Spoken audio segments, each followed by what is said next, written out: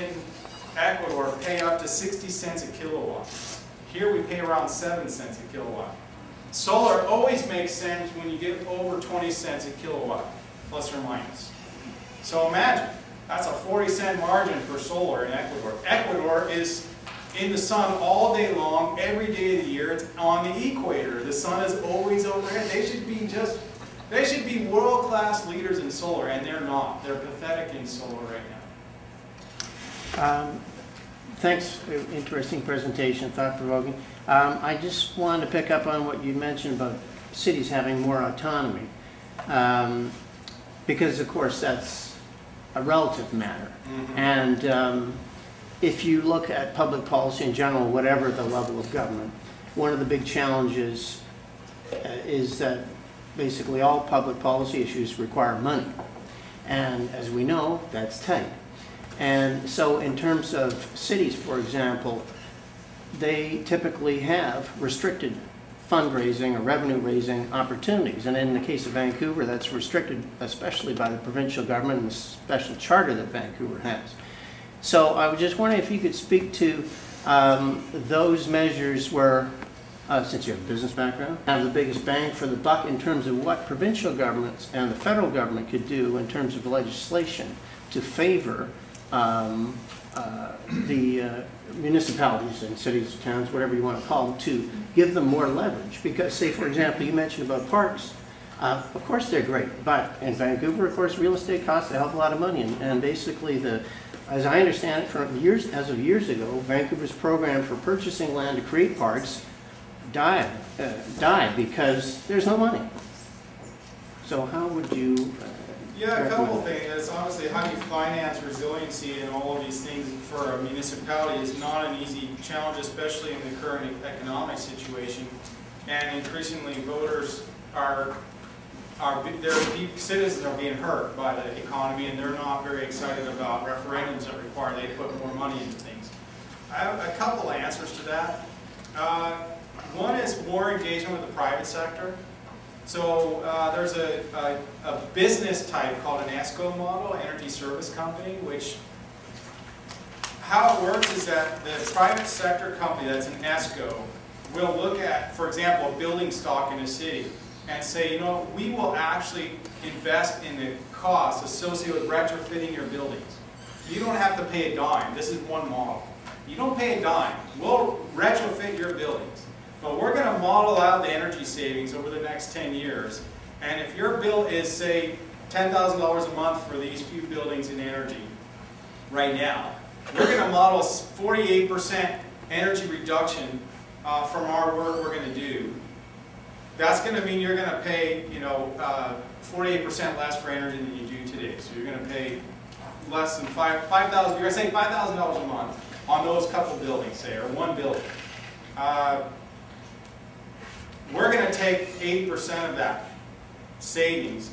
So if you normally pay $10,000 per month for your energy, you're going to pay $8,000 a month, and we're going to get the $3,000 savings between what your actual bill is today and what your bill used to be, until we get our return back. So that's an example of a way of the private sector and municipalities partnering together. I'm seeing this happening in electric vehicle space as well, where the private sector is getting more engaged in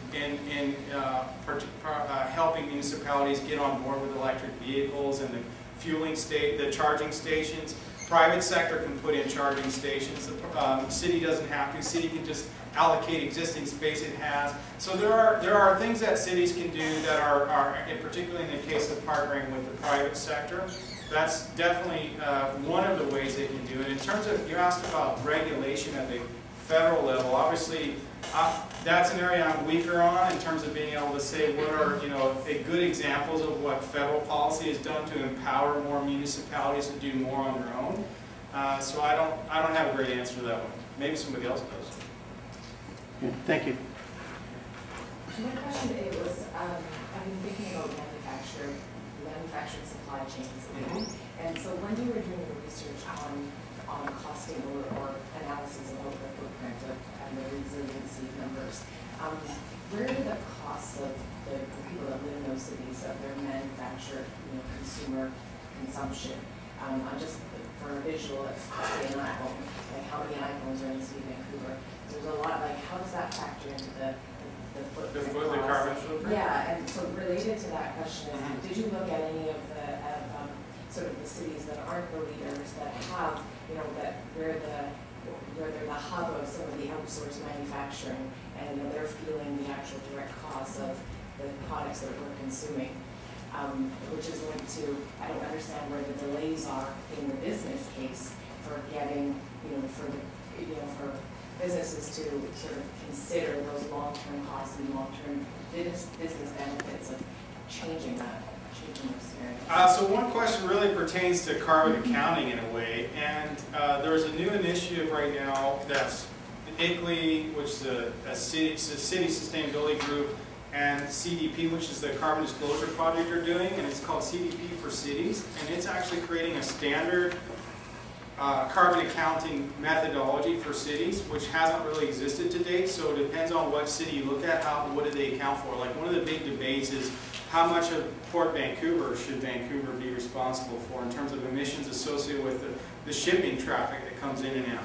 How much should Vancouver be accountable for the air traffic that comes in and out of the city? What percentage is allocated to Vancouver versus other cities where the people left from or whatever? So there are some issues that are being resolved around that, so that you have a standard accounting practice for carbon, so you can compare apples to apples with cities. Specifically on the topic of manufacturing, I find is a very interesting one, and there's a couple things. A lot of people are arguing that, you know, the new economy is going to have to be one that is less material based, first of all, so that we're going to actually produce less material products, and our economy has to continue to grow more on the smart economy, the internet, the technology. Even you mentioned an iPhone. I don't have my iPad with me, but I have an iPad. On the iPad I have, I don't know, 6 or 7 books I'm reading right now at different times, and it's all on one iPad. I could have 1,000 books on that thing. That doesn't require any production or manufacturing of any of the book, doesn't require the transportation, the warehousing. So we need to start moving more that way to dematerializing our economy as much as we possibly can while still trying to grow.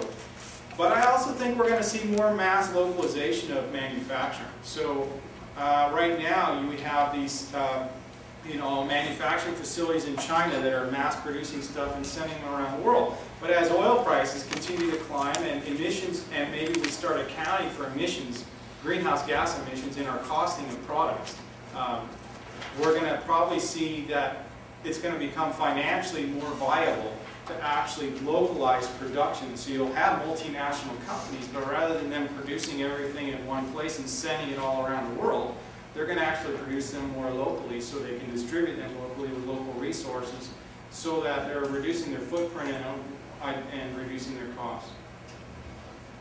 Yeah. Why do you think 48% of Copenhageners ride to work? That's a lot. Yeah, what is it in over Vancouver? 40. I don't know if it's 40. It's dead flat. In their suits and everything. I mean, you could say it's flat, you could say lots of things, but I could say it's freaking cold because I live there in the winter. Man, is it cold in the winter. It's way colder than here, and that's not the most comfortable weather to ride in. It has snow on the ground and ice on the ground. We don't get that very much. It's cultural, really. I mean, in Scandinavia, in general, the lifestyle is way more healthy, just naturally speaking. Also, there's other things. So in Scandinavia, there's huge import taxes on vehicles, and that's not unintentional. That is, they have policies in place that are designed to disincent certain things they don't want, like more cars, and incent things they do want, like more people riding bikes. So it's a combination of policy and culture, I would say, is probably the biggest factor. My question, since this is kind of business oriented, is about the practice of discounting. So many of our retrofits, so many of our programs are very long lifespan.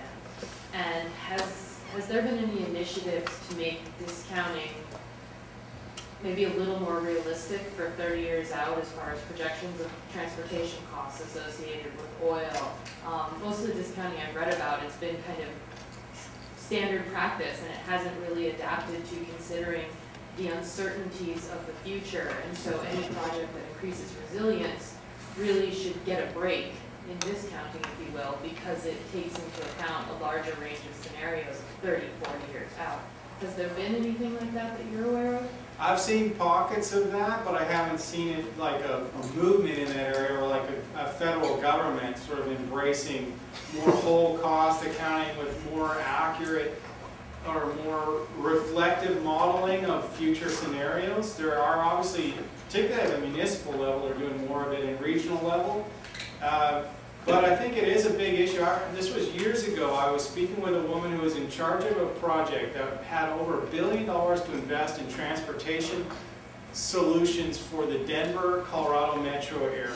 And one of the factors they used to decide how to allocate that money, because they were looking at everything from adding more highway lanes to adding a light rail system. And so they asked people, if we built the light rail from here to there, would you use it? And they said, here's what it would cost to use it. And they didn't give the numbers they wanted. Or I got the impression they didn't really have an agenda. They were kind of open to spending money on highways or on public transit, whatever made sense for their population, or whatever the population wanted.